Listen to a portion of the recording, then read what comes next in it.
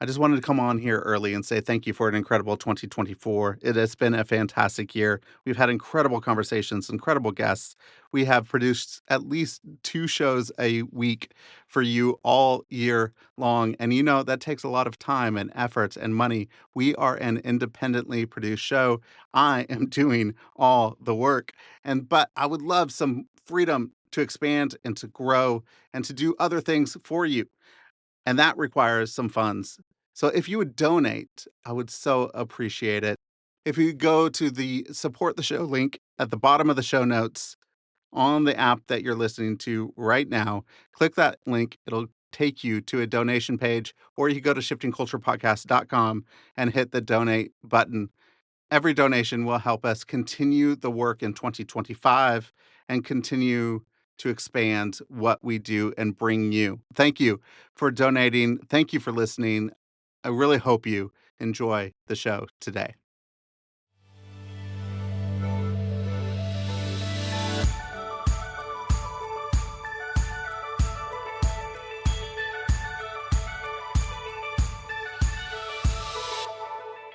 Hello, and welcome to the Shifting Culture Podcast, in which we have conversations about the culture we create and the impact we can make. We long to see the body of Christ look like Jesus. It has been an incredible 2024. We've had amazing episodes, awesome guests, incredible conversations, and we're just getting started on this podcast, on the show, and I'm excited for the years to come.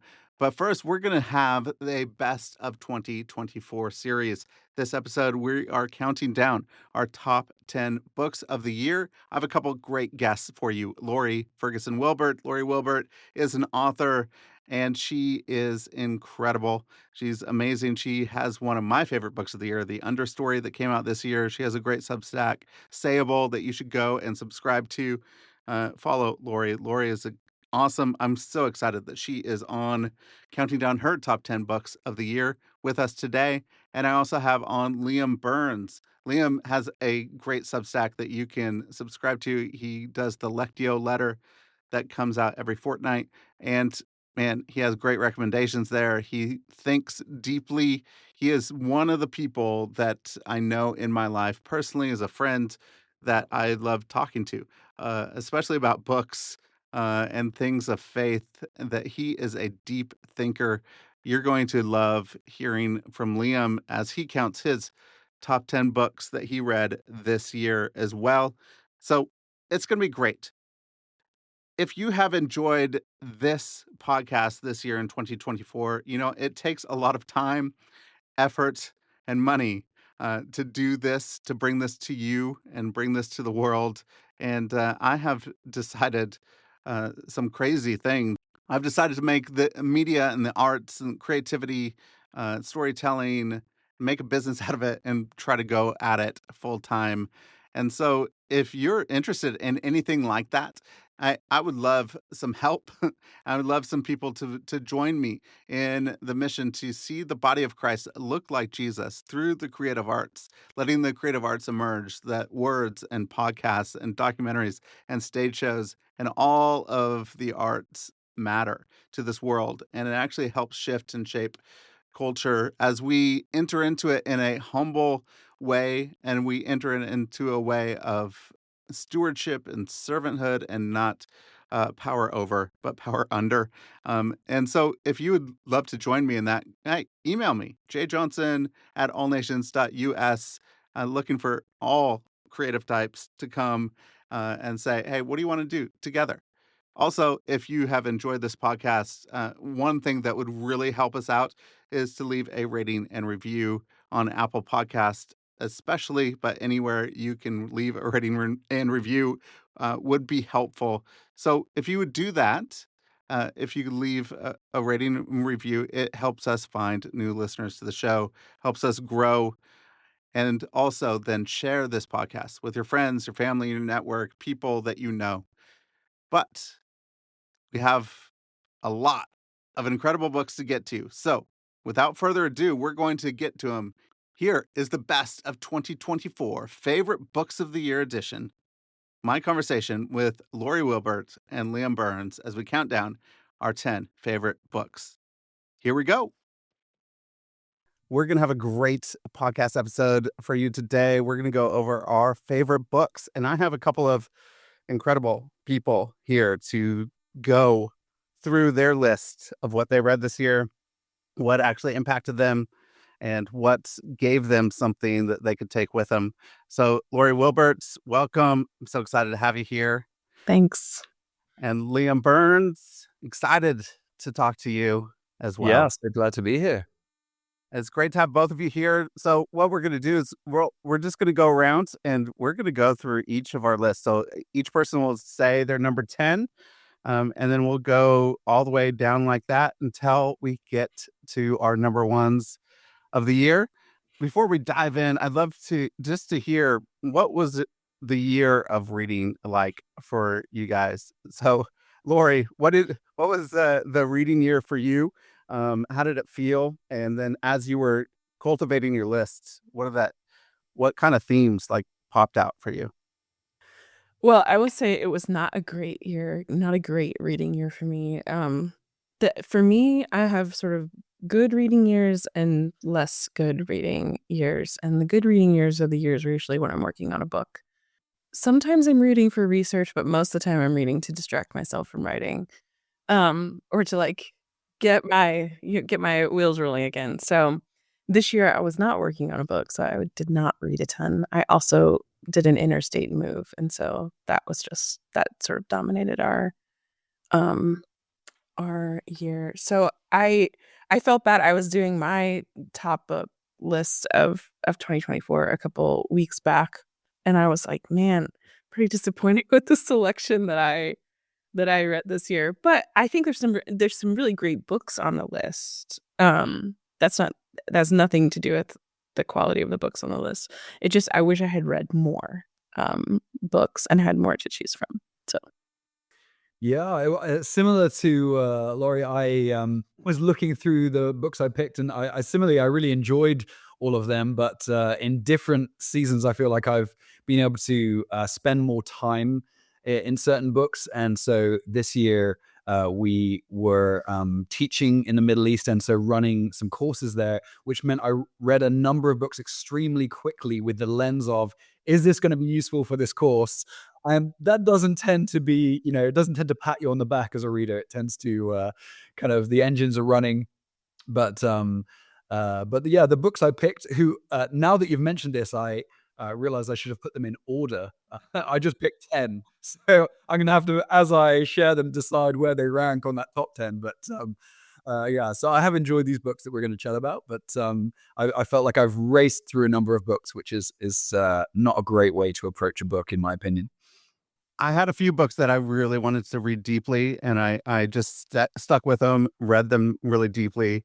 But the podcast output this year was double than it was in years past, and so I mean, there's probably at least 100 books that I read just to prepare for podcast interviews, and to engage people. So I read a lot. I think I was at 130 books this year, which is I think more books than I've ever read in a year.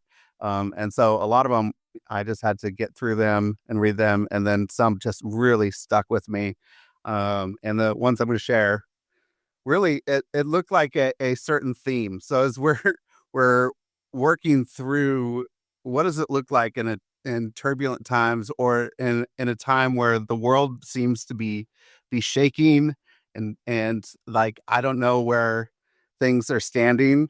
Like, is there some wisdom to be had in the middle of it, of how to live in the times that we're living in the modern age, where it feels like we're rootless? And so what are the things that actually give us some roots to live in? And so I'm excited. I really love these 10 books. Like, I have a list. I think I'll publish a list. There's probably going to be 50 or so books on that list of like recommended reads. So I stuck just to reads that came out in 2024.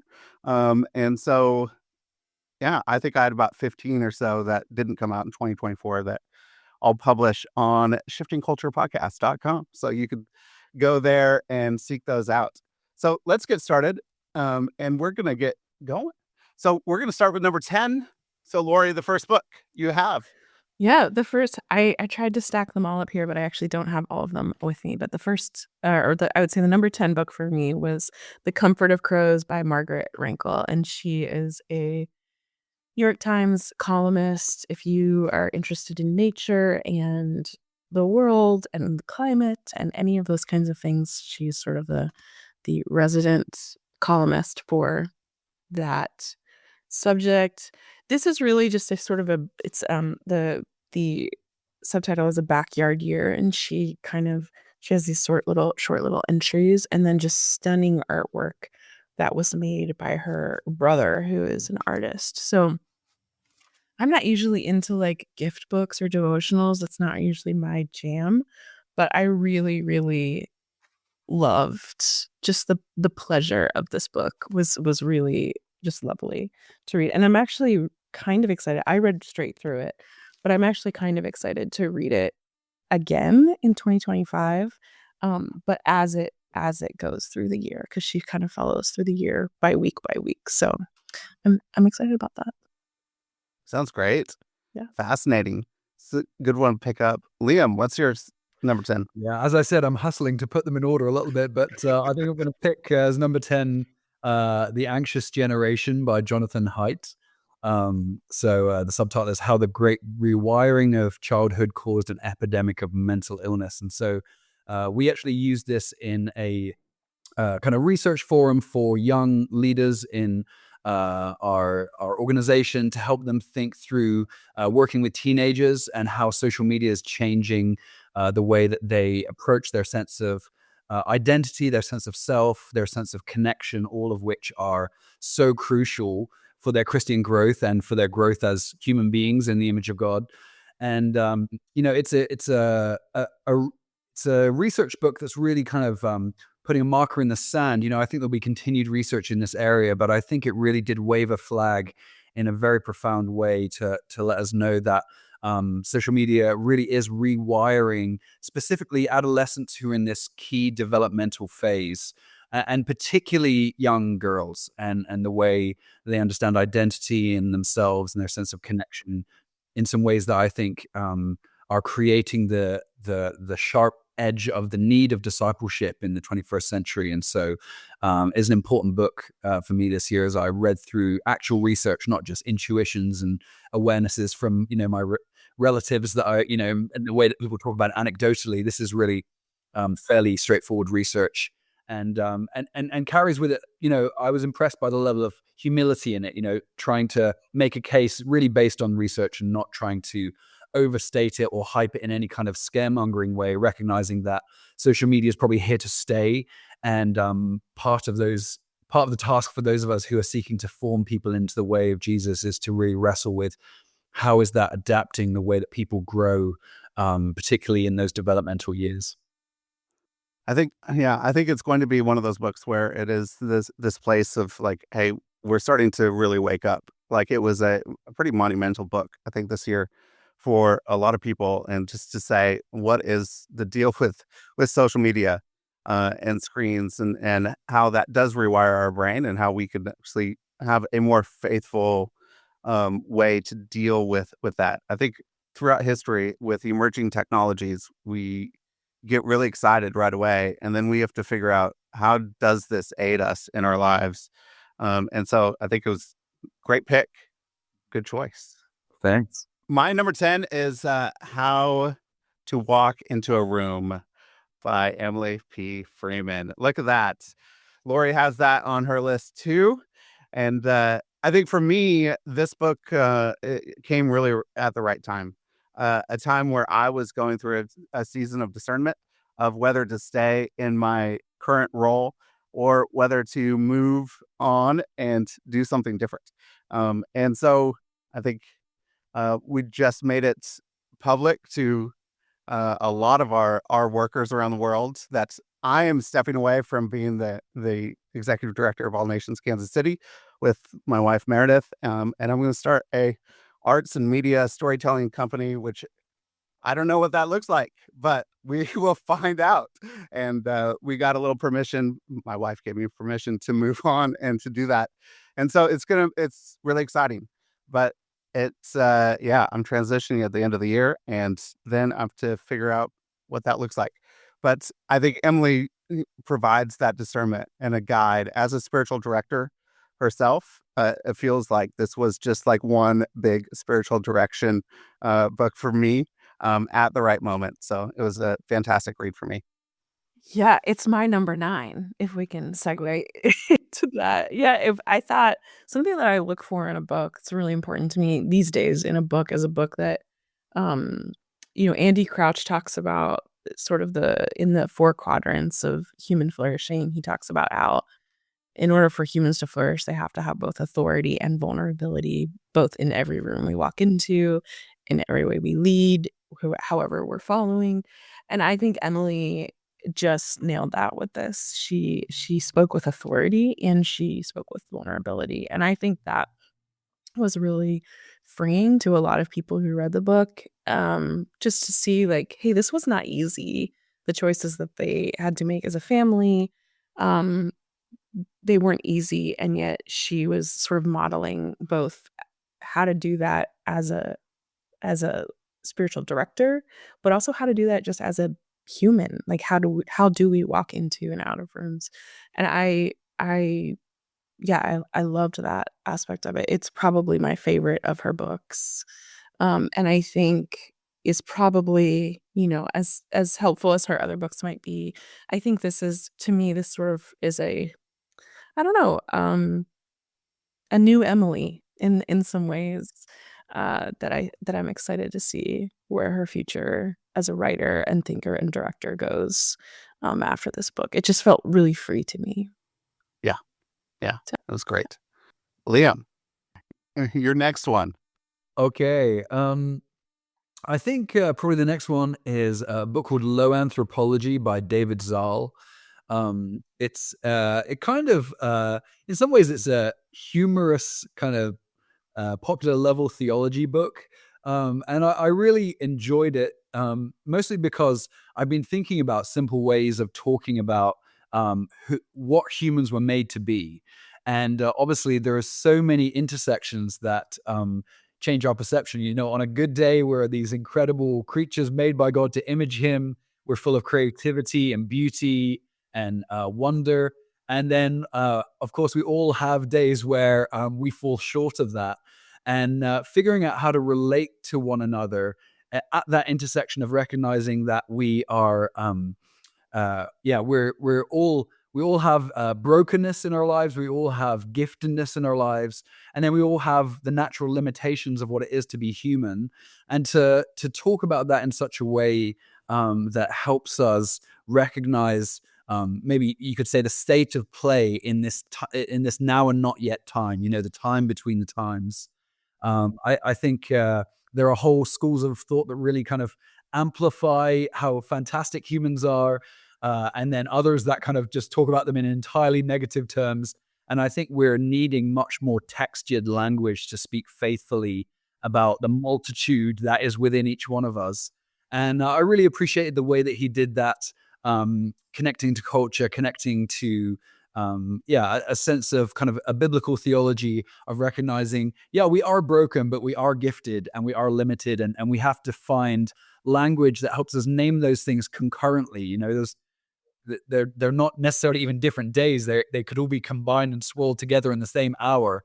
And I think we need to be less timid about recognizing that is human nature in this now and not yet time where we're growing into the likeness of Christ, and yet He hasn't returned and fully transformed us into what we will be. And so I really appreciated his way of writing in kind of articulating that reality. Yeah, I love Low Anthropology. I think it was in my top reads of the year it came out. I think it was 22, maybe. But David Zoll, he writes with humor and grace, and a lot of grace and compassion for people in that book, which is really helpful, and grace for ourselves. And Mm. I think that's probably a bigger space for Mhm. most people as they think about their walk in the world and how they interact in the world. We Yep. often don't have a lot of grace for ourselves. And so Mhm. it was really helpful. And that looking forward to his next one. The Big Relief comes out in a few months. So I'm excited for his next book. My number 9 is Journey to Elohe by Randy and Edith Woodley. Randy Woodley is really a Native American scholar, writer. He and his wife, they have a farm out in Oregon where they teach a bunch of indigenous wisdom and values to cultivate the earth and to be with one another. And he is probably one of the most astute people that I've read on worldview and different worldviews. It was his chapters on worldview here in this book, Journey to Elohe, is fantastic. Made me really rethink and re-see the world through different lens and take really the scales off of my eyes that my own worldview has given me, that my white Western European worldview coming out of the Enlightenment has shaped a lot of the way that I think and the culture around me thinks. And I'm really excited about people actually engaging into a place where they could see a different worldview and then reckon with their own so that they could live with some grace and compassion. They go through about 8 different values, indigenous values that could lead to harmony and well-being in life. Laughter is one of them, which is fantastic, and a whole bunch of others, but I'm glad that they chose laughter. It was a lot of fun. I loved this book.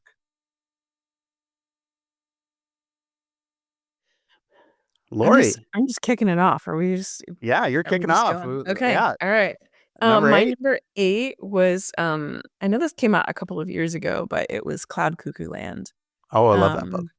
by Anthony Doerr, who won the I think he won the Pulitzer for All the All the light. Light We Cannot See. Yeah. Several years ago. And so I don't know what took me so long to finally delve into this book, but some friends gave it to me, and I as soon as I started going, I just was totally hooked. So it's very hard to explain. It's a difficult book to explain. Have you read it? I did. I read it last year. It was so good. Yeah. It's so good, but it's hard to explain, right? Like It is. you want to explain it as sort of a dystopian novel, and yet there's so much more to it. And you find out. Well, I don't want to say very much, but yeah, worth it. It's a pretty thick book. I don't know how many pages, but more than about 600 pages. So it's definitely a hefty book. But I am a sucker for dystopian literature, especially when it comes to things like climate and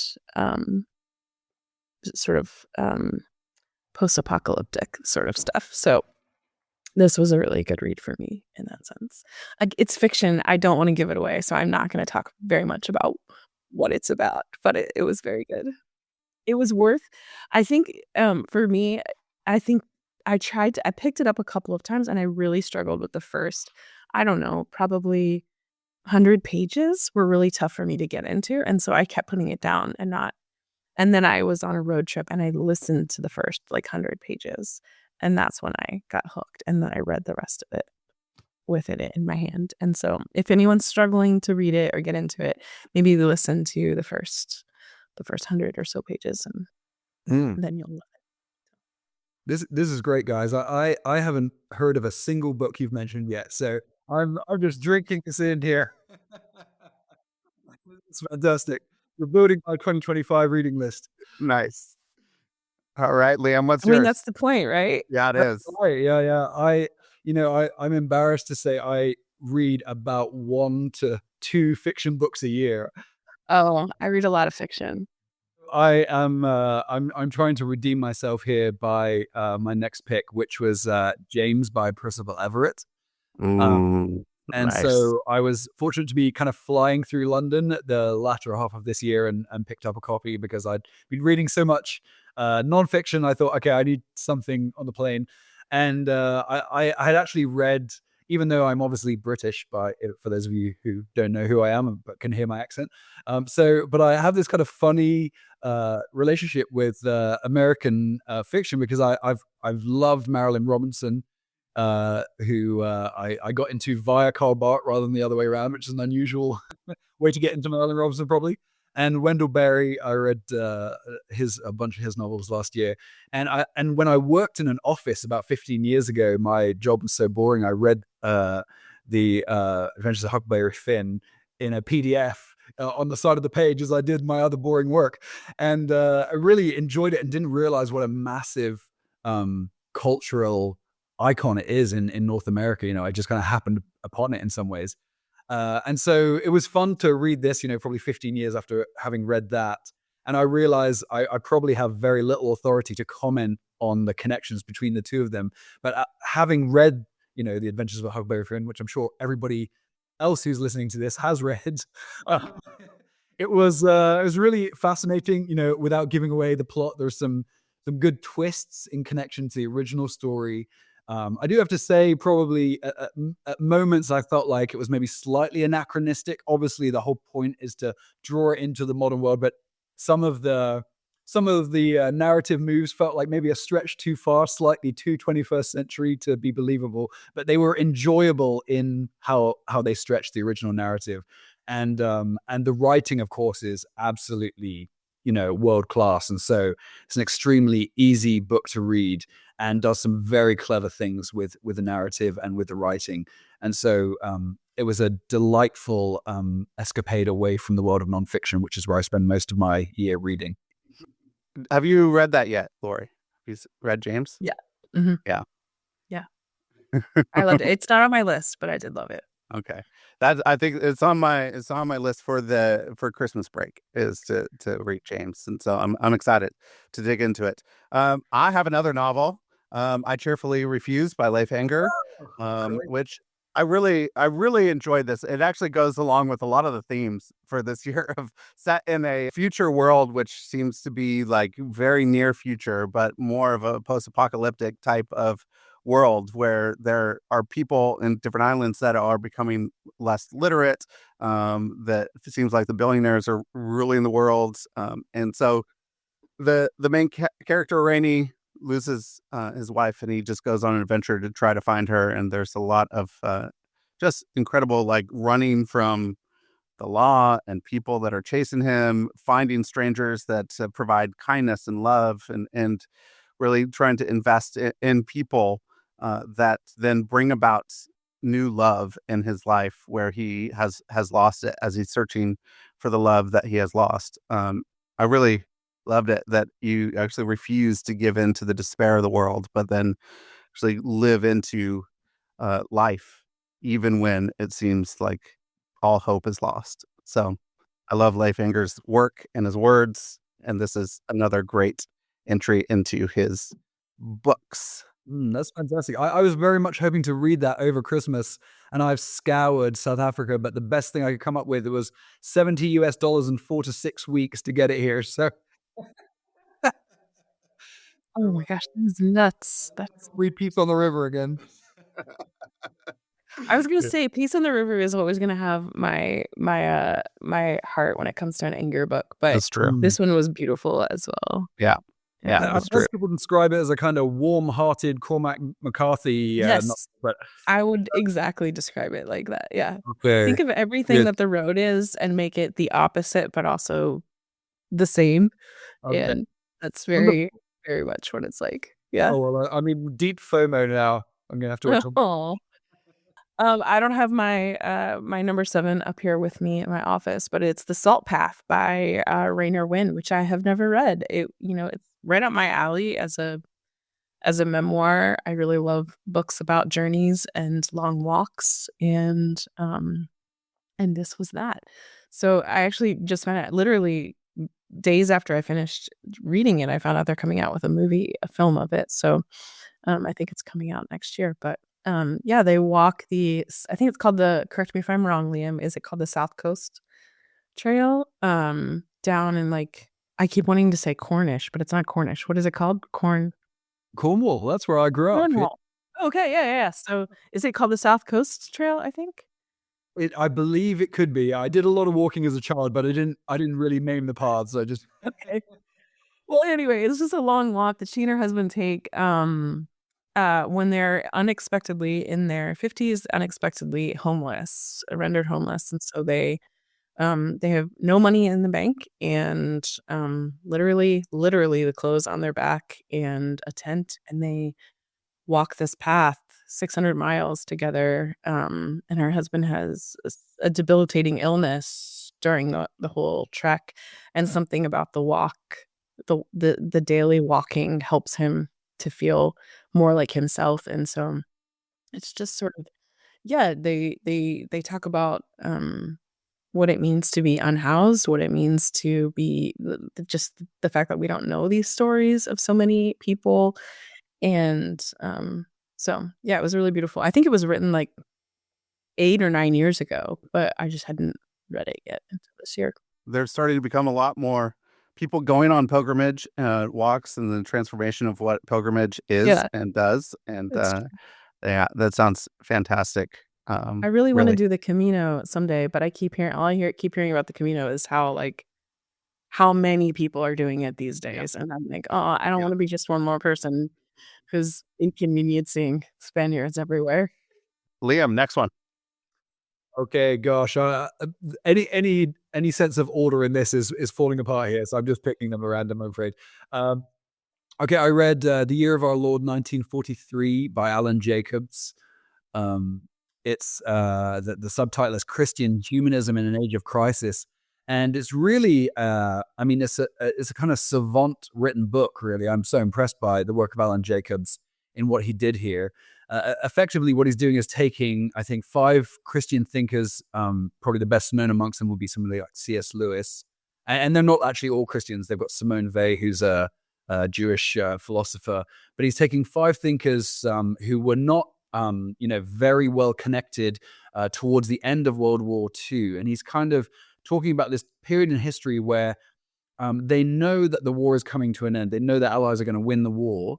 And so Christians or Judeo-Christian thinkers are really trying to reflect on what it would mean to rebuild a society based on Christian values, or thinking through in a Christian way, or a Christian education. And all of those things obviously are very live issues for us now. What would it mean to live Christianly at a kind of institutional level, whether it be in education or politics and those type of things. And so it was really just a kind of fascinating reflection, because it's so prescient for our time in history, thinking about what does it mean to be Christians who are not just living a sense of personal piety, but we're living and having a vocation in the world and within institutions that are making something happen, whether it is educational or whatever our vocation is. We're putting something out into the world. And what does it mean to do that in a specifically Christian way, or Judeo-Christian way? And it was just a fascinating reflection on some extremely bright thinkers and how they were trying to think through that, and some of the hiccups they made as they did it, but some of the pitfalls that they observed. And I think they're pitfalls that we would do well to learn from in our time, where our rush for Christian influence may be slightly misplaced and misdirected. And so maybe I'll leave it at that to allow the spectrum to be gracious for whatever might come out after that. But yeah, it was a fantastic book. Alan Jacobs is an incredible author. It's not the first thing I've read of his, but very much enjoyed reading that book. Sounds fascinating. Sounds like something that is very prescient for us and for our times, in the way that we're trying to think about the world, and some people trying to take over the world in different ways. And so it's seems to be, how do we be faithful in the midst of it? Sounds good. My number 7 is The Gift of Thorns by A.J. Swoboda. Oh, great. A.J. is one of my favorite Christian authors. He's fantastic, the way that he writes and speaks, just the gift that he is to the world. And the gift that he brought into this book is probably one of the best books on desire that I have read, knowing that there is something underneath our longings that point us to connection with God and with other people, that if we got everything that we wanted, our life would be an absolute mess. And how the thorns in our lives actually then point us to what is truly needed in our life, that it actually points us to the desire under the desire, that will get us into a fulfilling and full life, full of beauty and compassion and purpose. So highly recommend it. It's fantastic. The Gift of Thorns by A.J. Swoboda. Yeah. AJ is a gift himself. He's a gift. He's really just such a humble thinker and faithful writer. Yes. My number 6 is actually a children's Bible. It's the Book of Belonging that came out this year by Mariko Clark and Rachel Eleanor. I don't know if either of you guys have seen it, but it's I have just, heard I so mean, many good things about it. But, yeah, it's just like so beautifully done. I found myself tearing up just even in the first few pages, which I don't think that I felt that much maybe affinity for a children's Bible since the Jesus Storybook Bible, and I've definitely looked through many of them, read many of them, but this one, I don't know, it's really it's tender, it's representative. There are people of all colors represented, people of all shapes and sizes, all genders, and it just was really beautiful. And I think the emphasis was really strong on just the love of God and the lengths to which God goes to show his children that he loves them. And so, and the illustrations were just absolutely gorgeous. I love art and beauty, and so yeah, the illustrations were phenomenal. So that was my number 6. wonderful, beautiful. I'm excited to check that out, and hopefully let my son dig into it as well. The Book of Belonging. That's Fantastic. good.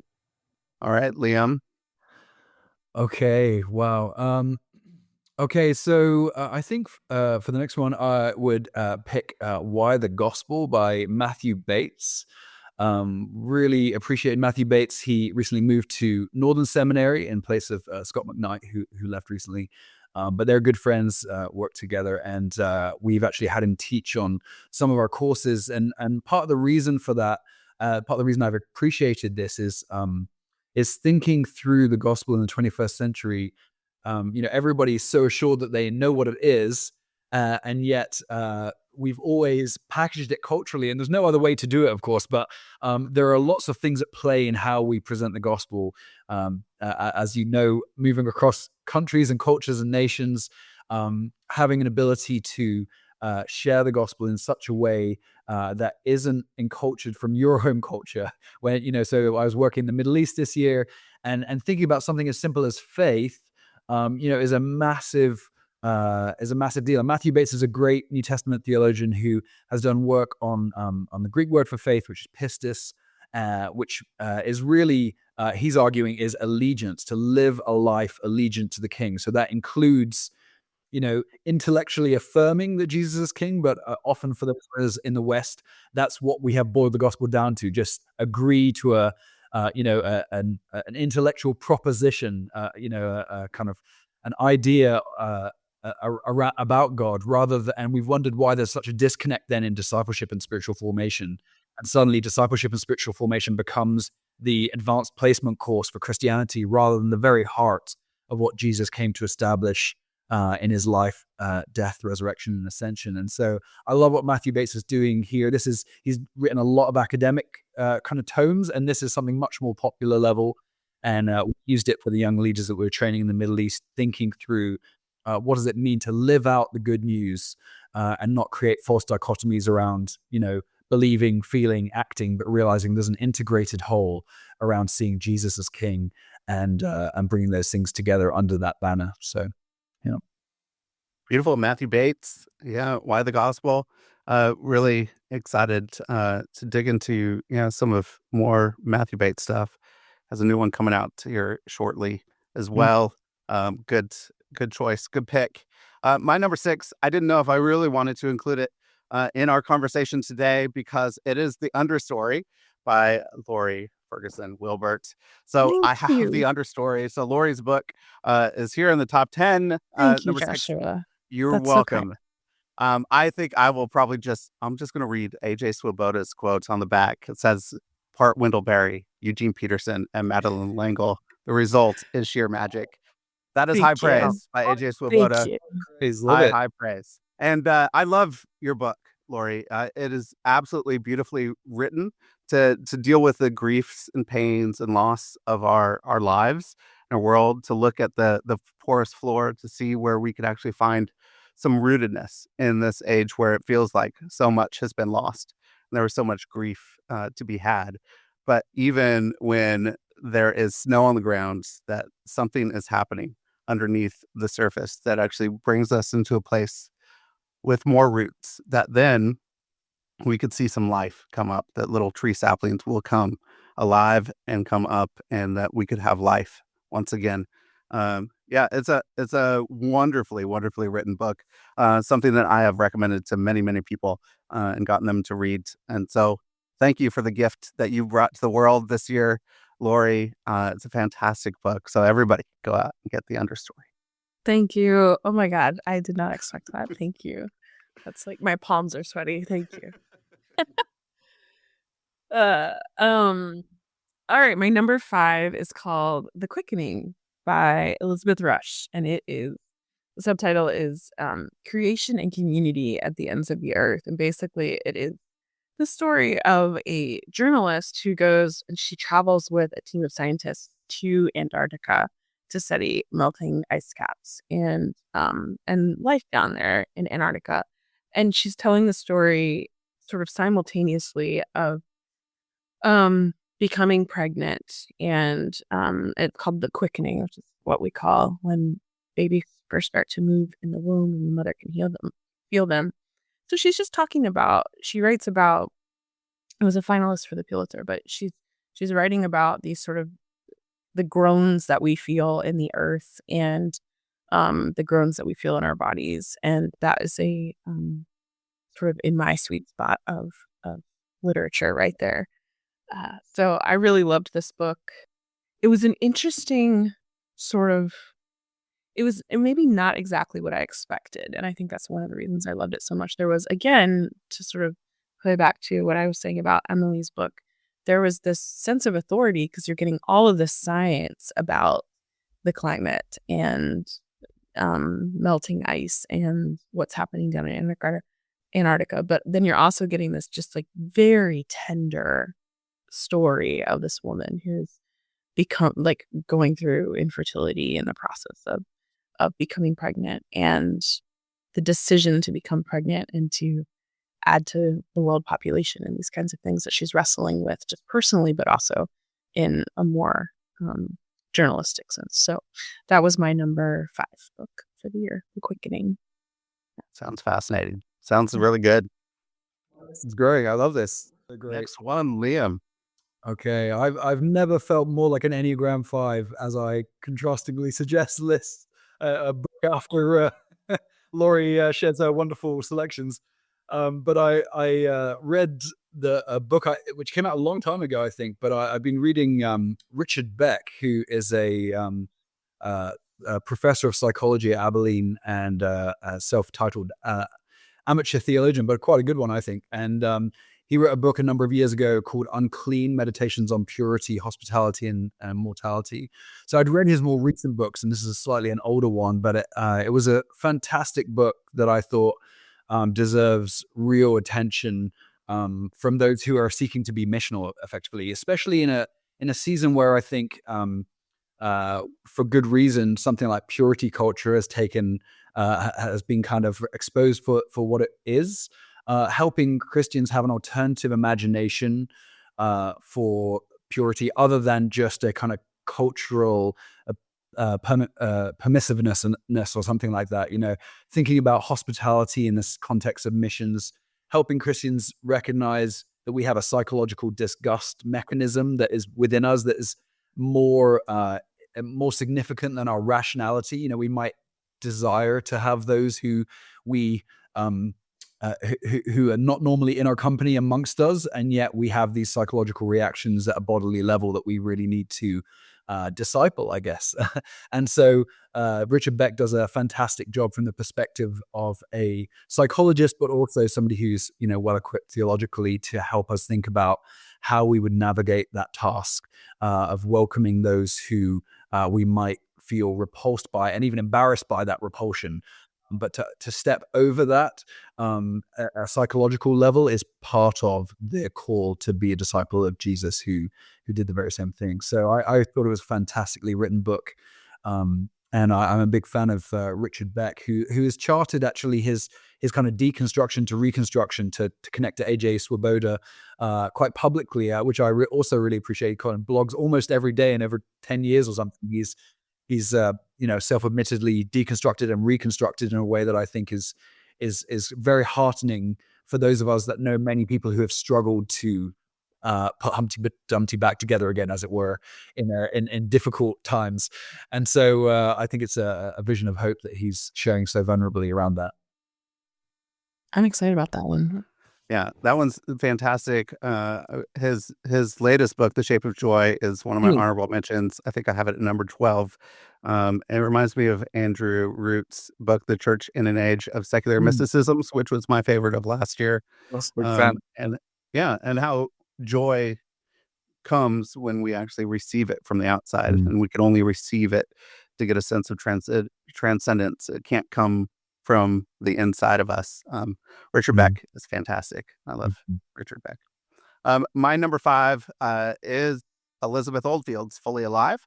I know, Liam, you read this a little bit earlier this year. I think you wrote that you don't know who to recommend this book to. I feel a little bit bad because she's friends of my friends. So I the fact that now I thought the book was I really enjoyed the book, but I was thinking in my spectrum of people I know, like I'm just imagining the offenses on both sides of people reading that book. But I really enjoyed it. Yeah. I love the book because it can offend, and this is what the way of Jesus and the Christian ethic in the world actually can offend on both sides, on our conservative Christian side and the people in the world can be offended. But I love the lens that she looks through the 7 deadly sins and how the Christian life and ethic can actually aid us in the way that we interact in the world and what we do and what does it look like to be fully alive. The way that she describes sin as disconnection, and disconnection is the root of a lot of the sin that we have in the world, I think is something that we need more of. We need more connection in this world. I think she has been aided in the fact that she does have conversations with lots of people that she disagrees with, but she could listen with empathy and compassion. And I think that helps her in her writing. I really, really, really enjoyed Fully Alive by Elizabeth Oldfield. I also loved that she brought a lot of levity to it. Like there were parts of the book that were really funny, and I think that was helpful for me reading it because it is a serious topic, and we need to take it seriously. But also, like she's a funny writer too. I liked it a lot. My number 4 is I don't actually have the companion up here with me, but Field Notes for the Wilderness by Sarah Bessey. And I just thought, speaking of like deconstructing and then reconstructing again, I thought it was just a really practical, humble, helpful book that I would feel very comfortable giving it to anyone who is trying to they don't want to deconstruct entirely. They don't want to lose everything, but yet they feel like they have lost their faith. And so she's trying to help people. I would say sort of like not envision faith in a new God, but envision a new kind of faith in God. And I think it was incredibly helpful, beautifully written as Sarah does, humble, vulnerable, and I would feel comfortable giving this to anyone who is at any point in that process of deconstruction or reconstruction, or even just like even someone who's not in either of those places, who maybe feels like they're in a really great place, but perhaps could use a little bit more introspection in their faith and in their journey. So yeah, I thought she knocked it out of the park on this one. She did, and it will definitely come up a little bit later on my list. I love that book. Yeah. Liam. Yeah, well, this one is Christopher Watkin, Biblical Critical Theory. I don't know if you've had him on the podcast, Joshua. Maybe I have, yeah. And he talked about the book, yeah. It was great. Yeah, excellent. So really think it's a pretty remarkable book. It's quite long. It's been criticized for that, but he's trying to redo Augustine's City of God, which is pretty much as ambitious as you could hope to be, probably, in writing a book in the 21st century. What I appreciate about Christopher Watkin, he's very well versed. I mean, he's a teacher in French philosophy, which normally Christians have a fairly allergic relationship to, but he is pretty gracious towards it. But he's doing a great job at connecting it to biblical worldview studies, and honestly, so much of the last 20 years of worldview studies, I think, have just been so dry and reductionistic, and so I so appreciated his attempt to take a real gracious, conversant, but kind of grounded approach to thinking and helping people think through how they would make kind of worldview postures, I guess, and so or really live that out. And so, I think it would be great for a group who is wanting to, stretch their thinking a little bit to read it in a group. It seems like a perfect book to read in company. And so, I really thought, I think this is actually a significant book, and the fact that he's British, reading French philosophy and working in Australia, I thought, wow, he's got quite a breadth of cultural exposure, and I just think that has created a lot of strength to the book as well. So, yeah, I mean, it seems like it's a daunting task to open that up and read, I don't know, 1,000 pages or so. Like it's a big old thick thing. I was like, how did you actually ship that to me? That was how'd you how'd you bind that into a book? It's so big. But I think it's fantastic. I think people should just go listen to the episode I did with Christopher Watkin, and then dig into the book. It was a great conversation, and a really good book. Fantastic. My number 4 is Life After Doom by Brian McLaren. The subtitle is Wisdom and Courage for a World Falling Apart. This is a daunting entry to the book, which the first few chapters basically says our world is falling apart. We might be on the edge of civilization collapse.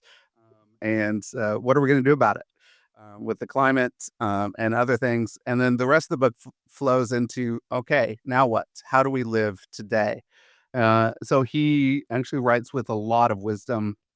What does it actually mean to live in the world where it is falling apart and we don't know what's next, in a world of polarization, in a world where there is climate change and all sorts of different things?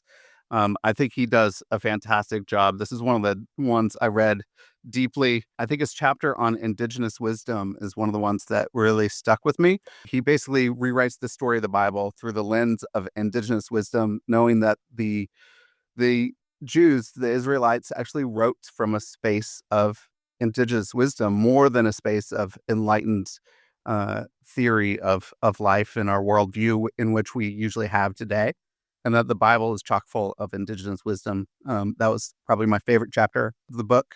Fantastic read. If you get through the first few chapters, I think you'll start to enjoy it. I don't know if anybody actually enjoys the first few chapters, but it is Sounds right up it is my great alley. to set it up.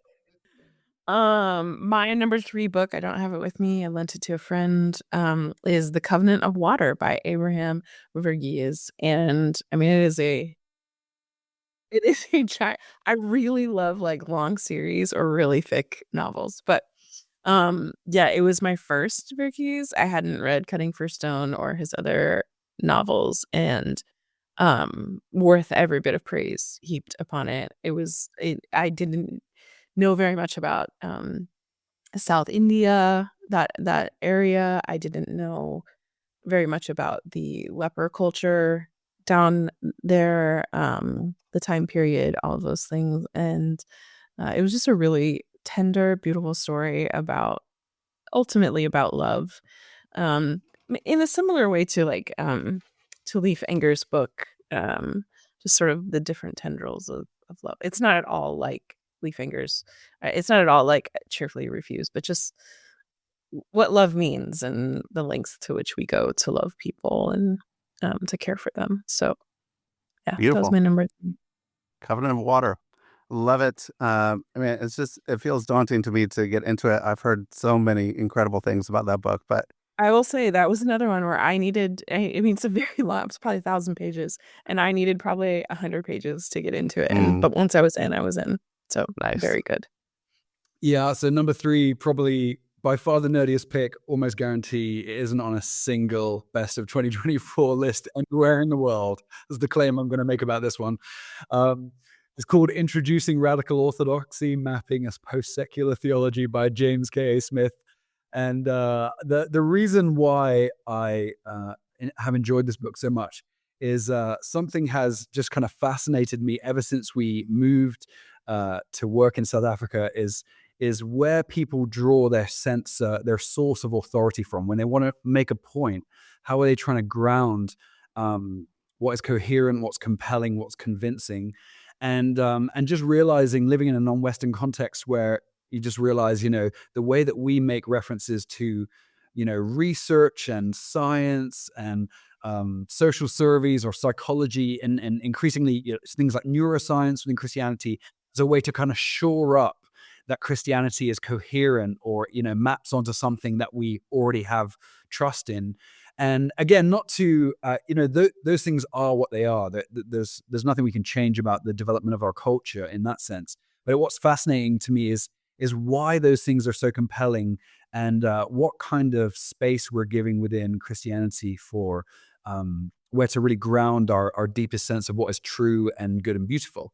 And so this is really a very niche school of theology that came out of Cambridge University, and they're really offering to chart a way for Christian thought past postmodernity. And so they don't want to just accommodate the Enlightenment and the inheritance of that, which what they're trying to do is, I think, quite quite an Old Testament approach to critiquing surrounding culture, which is to recognize every truth claim is inherently religious, even if it is, screaming till it's blue in the face that it's secular. It has something very, philosophically speaking, it has an implied ontology. It has an invisible reality that it is claiming, even if it is that there's nothing in the invisible.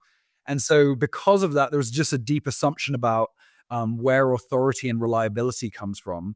And so I think this movement of radical orthodoxy has I don't think many people will claim this, but I think it has an extraordinary kind of full circle moment coming from post-modernity into non-Western cultures. Because most of the people that we spend time with have not been deeply immersed in post-Enlightenment kind of rational thinking or post-modernity. It's kind of leaking in some strange ways through educational efforts, but it hasn't created a coherent mass like it has in the West. And so I've always been interested in why we think the way we think and what we think we know and why we think we know it. And the sources of those, are at the very heart of the gospel, which is, what does it mean to know and be known, to love and to be loved? And so even though it is somewhat abstract and philosophical, I think it has some real implications for discipleship, because so much of our discipleship, I think, gets undercut by some implicit philosophical assumptions that we've inherited that I don't think are particularly Christian. That sounds right up my alley. I love Smith's work, so I don't know why I haven't read that one yet. Yeah, it's a niche one. I'm sure it sold about 5 copies. You Are What You Love is one I just love from him. Mm-hmm. So I'm excited, hopefully, to dig into that one. My number 3 is The Church in Dark Times by Mike Cosper. Understanding and resisting the evil that seduced the evangelical movement. So flowing from his work in the Rise and Fall of Mars Hill podcast, and then his memoir he wrote earlier this year, Land of My Sojourn, then following up and really trying to analyze how did this actually happen within the church. I think riffing on the work of Hannah Arendt, and then going in and working off the work of Charles Taylor as well. I think he has some astute observations for us about the role of ideology and how telling a good story and a story that will help us feel like we're rooted with a purpose, because in the modern age we are rootless people. And because we don't have a sense of secure identity anymore, we don't know where our identity comes from. And so when we have an ideology, or we have this charismatic person up there telling us a good story, we think that, oh, this is going to root me in the purpose that I need for my own life. And because of that, people on the inside will actually then ignore a lot of the red flags that are happening within leadership and within the church. And because if that starts to shake and move, their sense of identity and rootedness is going to shake and saying, I don't know where I fit and belong. And so I think it's really important. And yeah, I'd highly recommend this. And then the work of Andrew Root and his Church in the Secular Age series is fantastic. And then also J.R. Woodward had a great book last year as well that actually helped illuminate a lot of this fact of what happened. So I love thinking about the powers and principalities and ideologies and how that comes into play. So how our own little ways that we think that the world works and how we solve conflict is actually we're thinking through a human on this earth modern lens, in which really a lot of it is cosmic in its scope, that we actually have to broaden what is happening here in this world. So I loved it. It was good. Yeah, he's really, I really appreciated his last few books. Um, you talking about that, this is not one of my top 10 books of the year because I've read it every year for the past, I don't know, 5 years, but, you talking about that just reminds me of The Critical Journey and just, like, how I think that book is so helpful Yeah. in light of, what you're talking about with Mike Cosper and sort of how he's analyzing the ways that we fall into various traps and things like that. I think that a book like The Critical Journey kind of can give us some really helpful guardrails to sort of become aware of that in our own lives before we fall into traps like that. Um, Another way I think that we avoid falling into those kinds of traps is to read a lot of fiction. So on that note, All the Colors of the Dark by Chris Whittaker. I'm seeing this on lists everywhere right now, and I think it's worth every bit of praise. Have either of you read it? No. It's it's a mystery. Maybe someone would call it even a thriller. I wouldn't call it either. A I would call it ultimately a love story in which no one gets the girl. It's not really the point. It is about love, and it is about the various forms that love takes in our lives when things fall apart and when things are impossible. And I don't want to say too much about it because the layers of it are just really complex. But it was a really beautifully told story. And it made me cry at the end, and it made my husband cry at the end. Um, and that is, to me, that's the mark of a good novel. So All the Colors of the Dark by Chris Whittaker is my number 2. My number 2 of the year. Nice. Need to check that one out. All right, Liam. Great. Well, continuing my my current path of seeming like a heartless beast in the midst of Laurie's wonderful suggestions. What? No, we are covering the breadth of books that are available to the world. Right. This was a fiction heavy year for me, just because of I wasn't writing a book. Last year it would have been all No, it's full of great suggestions for me. I look forward to them next year. But no, this book was great. It was The Imago Dei by Lucy Peppiatt, who I think maybe you've also had on here. Is that right? Yeah, I've had Lucy on, and we Great. talked a lot about the Imago Dei, which was great. She was very appreciative that we talked about the Imago Dei and not just women in leadership, like she always gets asked about. So it was a great one. Yeah, so I enjoyed reading this book simply because the Imago Dei within theology is quite important, but also is quite important really in discipleship. What we think humans are worth, what they're for, why we're made, and our approach to describing what's most important about a human being creates massive implications. Firstly, at the level of discipleship, but then also at the level of society.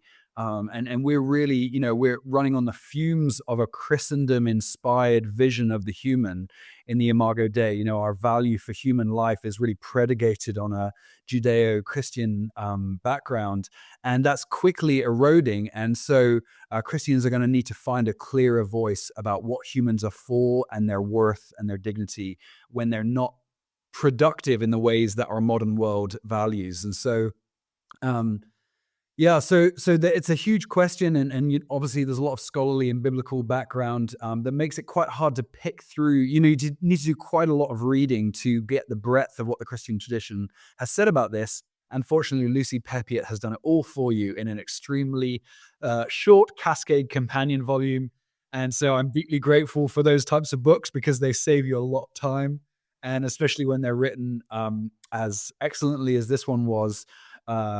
And so I also appreciate, toward the end, she does a little bit of her own constructive theological work around the Imago Dei, and in a wonderfully integrated way. It's very rare to find theologians working in an integrated, embodied kind of sense. Increasingly, it's becoming more common, and especially, I kind of have to say, women theologians are fantastic at this. Most of us men tend to be brains on slicks, as Jamie Smith describes us. But she does a great integrated work of talking about the significance of the Imago Dei in a way that was inspiring. It moved from theological survey to something that was prayerful and beautiful. So, which is really where theology is meant to take us. So, I was grateful for this book that it ended in that way. Hey, just a plug, David Taylor has written a body of praise, and so there's a male theologian who's thinking about the integrated embodied experience, and I think that book came out last year. I think it was last year, but Yeah, sometime in the last couple of years. Or on Amazon wish lists, but I look forward to reading it. Yeah. David Taylor is fantastic. He's good. He's his prayers for the pilgrimage he did. With his wife this year, and we're actually praying a lot of those prayers during our Advent prayers as a family at night, which has been great. So I'm thankful for David and the work that he does as well. And Lucy Peppiatt is fantastic too, and what she's doing with WTC is great. So check her out. My number 2 is Circle of Hope by Eliza Griswold. This book, I think I devoured more than any other book. Like, I was just in it. This is Eliza Griswold is a journalist for The New Yorker, and she actually embedded herself into a church in Philadelphia called Circle of Hope, where she was walking around Philadelphia with Shane Claiborne, and she saw a bunch of these young people around wanting to say, we're taking Jesus seriously. We're taking the Sermon on the Mount seriously, and we're trying to live into it, into the city. And so she wanted to give a different view of the evangelical church in the United States than what we have currently seen. And so as she entered into that space, she tells the story of the 4 years that she was there through the lens of 4 different pastors. And it had 4 different campuses, and there was 4 different pastors leading.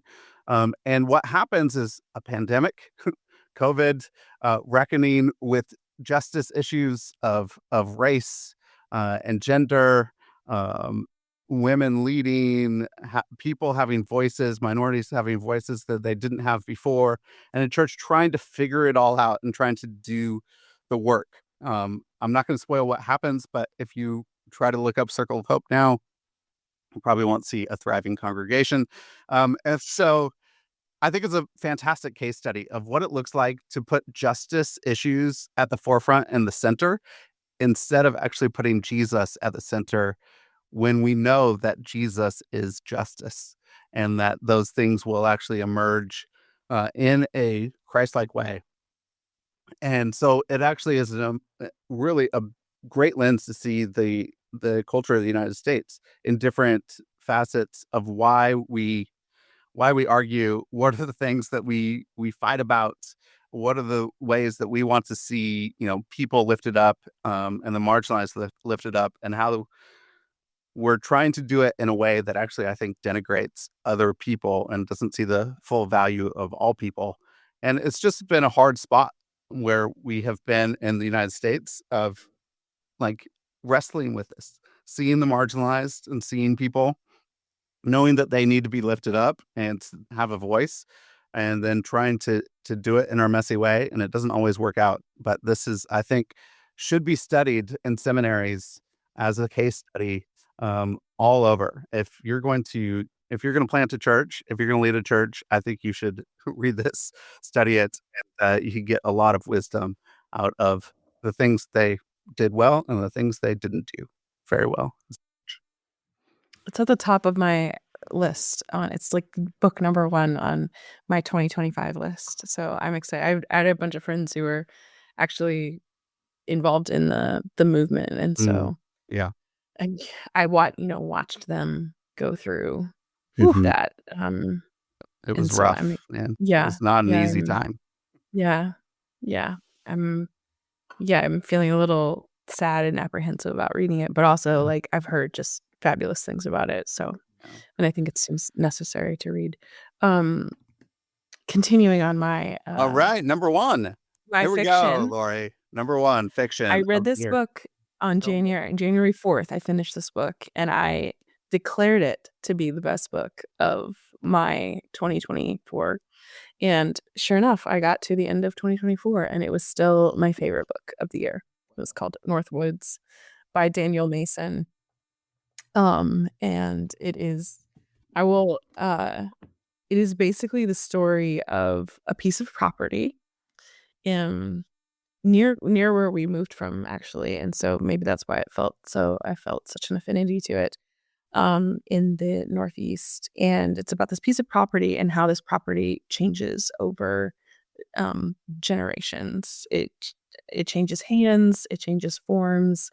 um there's I don't want to say too much about it, but the house is built onto, the house is broken. The house is, you see it from its inceptions as a tiny little cabin shack to all the way to it becoming a deteriorating habitation. And there's a twist to it that comes near the end that is really profound and beautiful, I think. But I think it's just in keeping with my sort of maybe a little bit of obsession with land and climate and our responsibility as inhabitants of this earth and stewards of the places that we live in.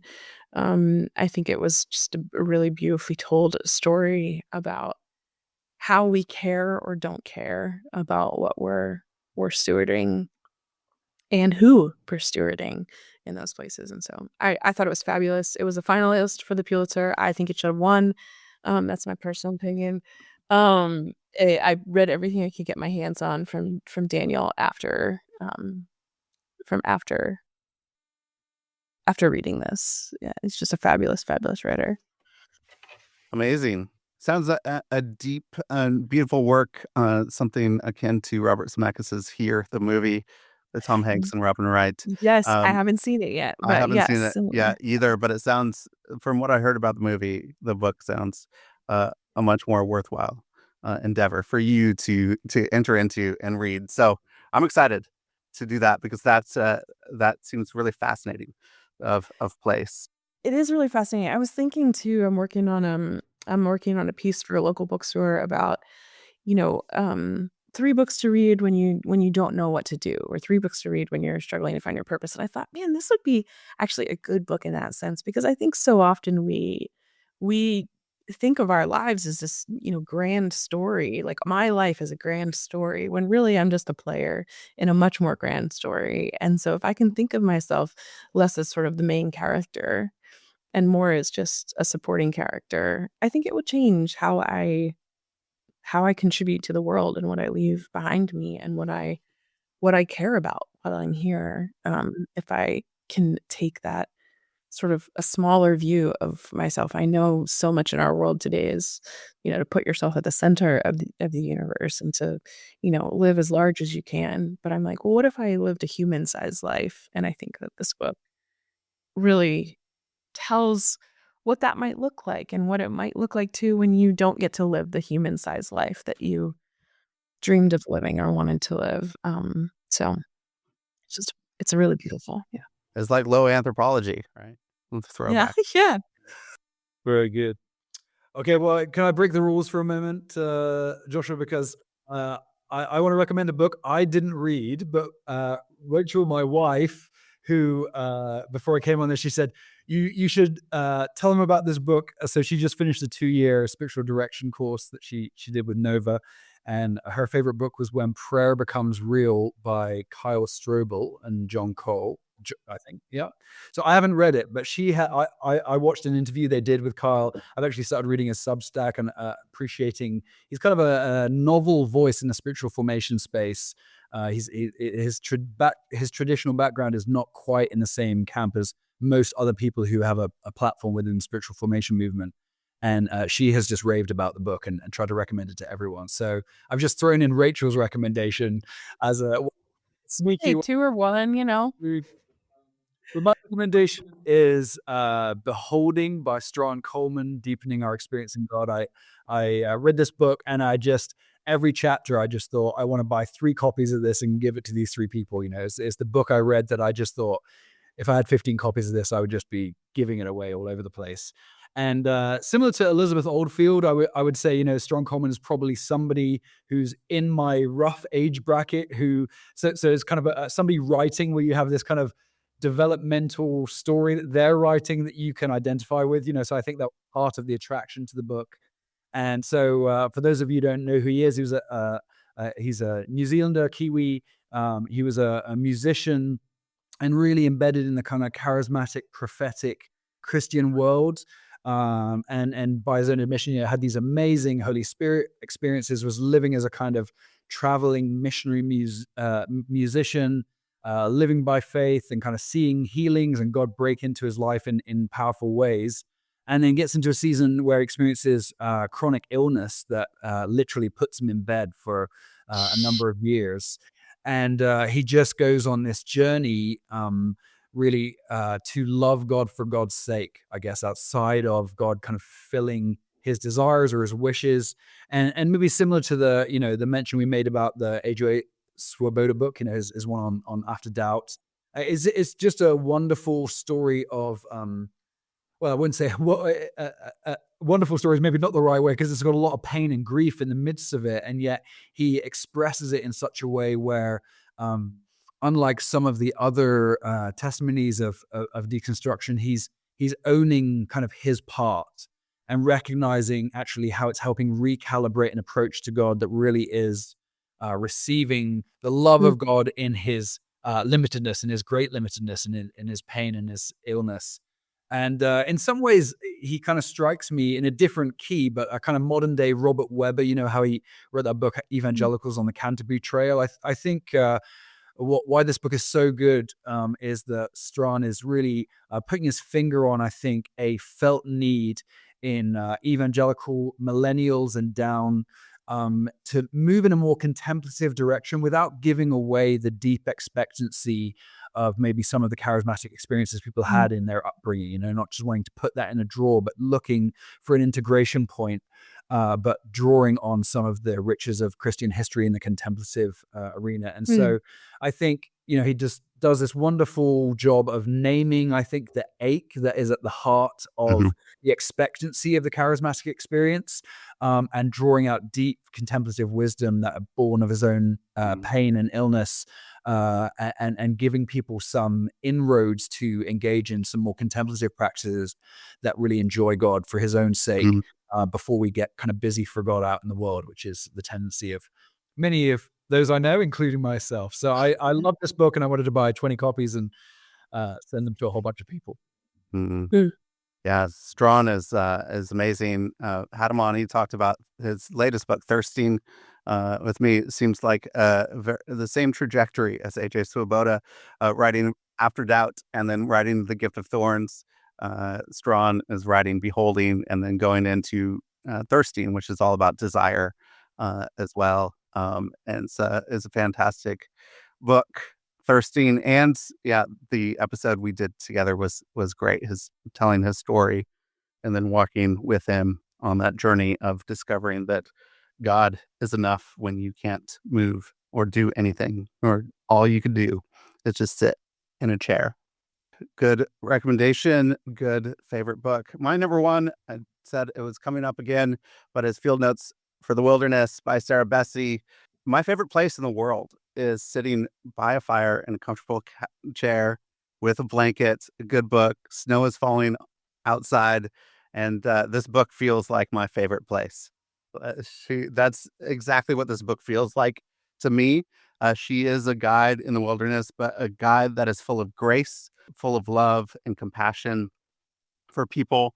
But she does actually say that there is a wonderful place with God in your life, that you don't have to throw it all away, that God is patient and he's with you, and he's there with you in the journey of finding out who you are, who he is, and where you are going in this world. It reminded me last year during sabbatical in 2023, we were in Innsbruck and went up into the Austrian Alps, and we had a guide there that took us on this hike and this journey. And my son Luke and Luke was 6 years old at the time. We were going as fast as we could, and we were just wanted to finish this hike. And my guide was like, "No, slow down. You don't need to get your heart rate up. You don't need to, really push yourself. Just go slow. And I'm going to point out the little wildflowers that only grow at this time of the year, at this altitude. I'm going to point that this butterfly is only here in this space, and that I get to actually see what is all around me." And I think Sarah does that for us here in this book and helps us slow down and actually take a look around us. And she's a beautiful guide. So she has my book of the year, Field Notes for the Wilderness. It's getting book of the year everywhere. Englewood Review of Books just named it their book of the year. It really Yeah. is just really is. I think she's outdone herself on this one. Yeah. This is her best book, I think. Yeah. And it's just, she's a writer. Like She is a writer. like, it's, She's a yeah. I just love the way that she writes. Thank you for this, Liam, and thank you, Lori. This was fantastic. What a wonderful list of books that people could go out and their whole 2025 is now full, and their reading list is full. Lori's got them all written down. She's ready to go. Her 2025 is full. Liam has his written down. I It's do. I've been good. reading more fiction. Yeah. Liam, you need to become a podcast host so you can get books for free and not $70. That is true. That has been a great perk for being a podcast host. I've really enjoyed my free books that I'm getting, but I do put them to use, and I do read them, and I do let people know about them. Hey, I would say again, I think I said this when you interviewed me, like, it is such a pleasure to be interviewed by a podcast host who has actually engaged the work.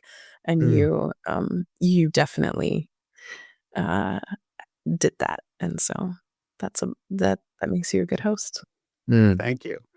Thank you. So I'd love to close this out at the end of the year here in 2024. One thing that you're grateful for in 2024 and one hope you have for 2025. I'm really thankful. So our family, we moved from an absolutely beautiful place in the country, a house that had windows on all four sides and a ton of sunlight facing a river. And it was just like stunning, a stunning setting. And yet we did not have a church family there. We did not have good friends. And so it was 4 years of intense pain for a myriad of reasons. And so our family moved this summer, and we live in a townhouse now, a row home in the middle of the city, and it's loud. And my office actually gets the most sunlight, praise God, but the rest of our house doesn't. But I'm just really thankful that the Lord. I think sometimes we think that our lives will be complete if we just have, a little house on the river, the giant front porch, that our lives will feel peaceful and content and all those things. And I think the reality is, like, we need people.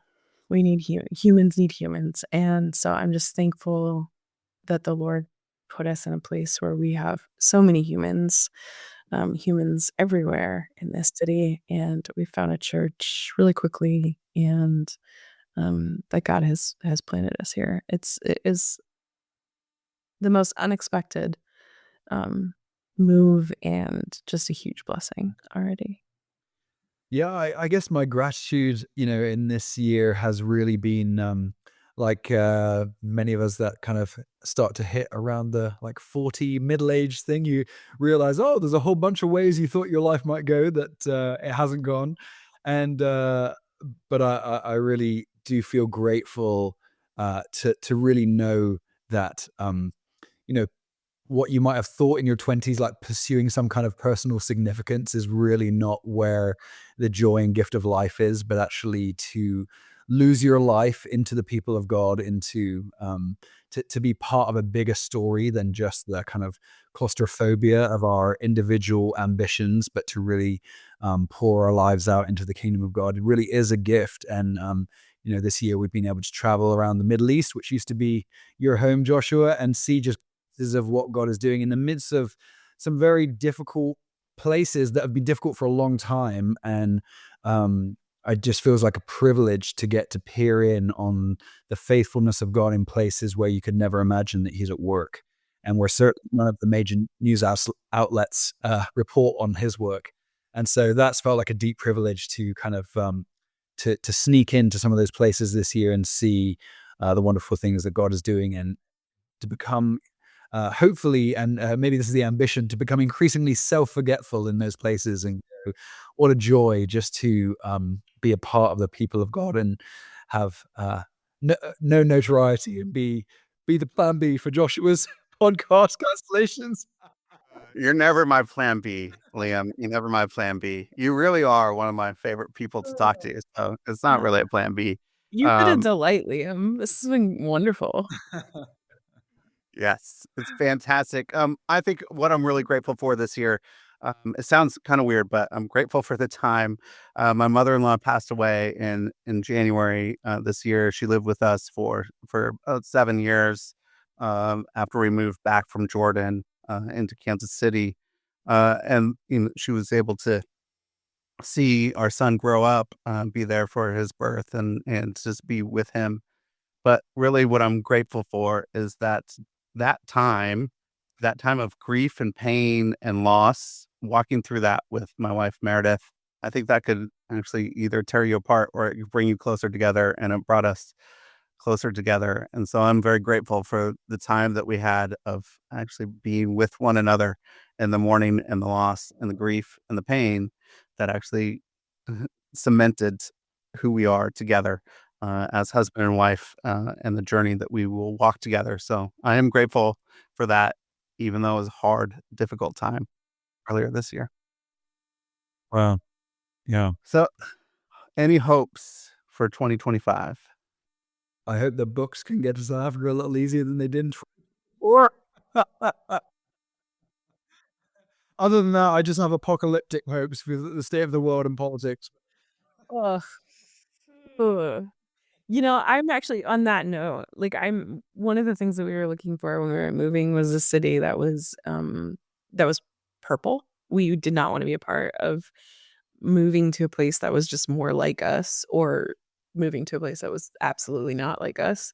And so we've done that. We've moved to a place that is very purple. And I think already, just even our 3-4 months here, we have rubbed shoulders very closely with both Trump and Biden voters, and those who didn't vote or voted third party. And I'm really thankful for that. We've spent a lot of time living in cities that were very either red or blue, and felt, I think, in a discomfort with that in both places. And I appreciate some good friction, good healthy conflict, as an Enneagram 9, and I think this was a place where we will experience that. So I'm hoping for more people, more diversity in my life this year, and really looking forward to it.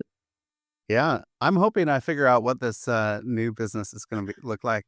It's It's going to be exciting. It's It's exciting. exciting. I really hope that the creative arts emerge in the world so that it'll help the body of Christ look more like Jesus, which is a goal that we could actually embody him in the world. Really believe that the arts, that words, acting, art, it matters in this world. and it matters to who we are and how we interact with God and with one another. And so really, hoping that 2025 will be a year where maybe I lean a little bit more into my four wing than my Enneagram 3, which I am. And so I know I'm going to need both of those things as I enter into this.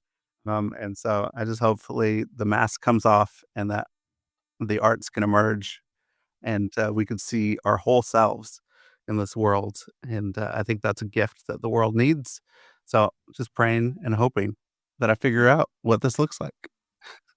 Beautiful. It's exciting. May it be so. May it be so. May it be so, yes. Yeah. Lori, Liam, thank you so much for this. Mhm. And it was a pleasure to have you guys on. And what a Thank joy. you. It was fun. It was fun. It was fun. Thank you. So thank you. Awesome.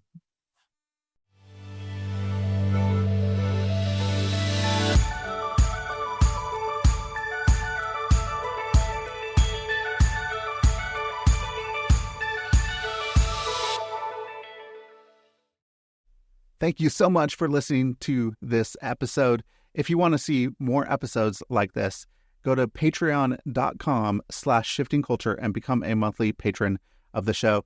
You can help us produce more episodes so that we can see the body of Christ look more like Jesus. If you become a patron on patreon.com/shiftingculture, you will get early access to episodes. You will get episode guides. You will get bonus shows, hopefully, and more. So go to patreon.com/shiftingculture and become a monthly patron.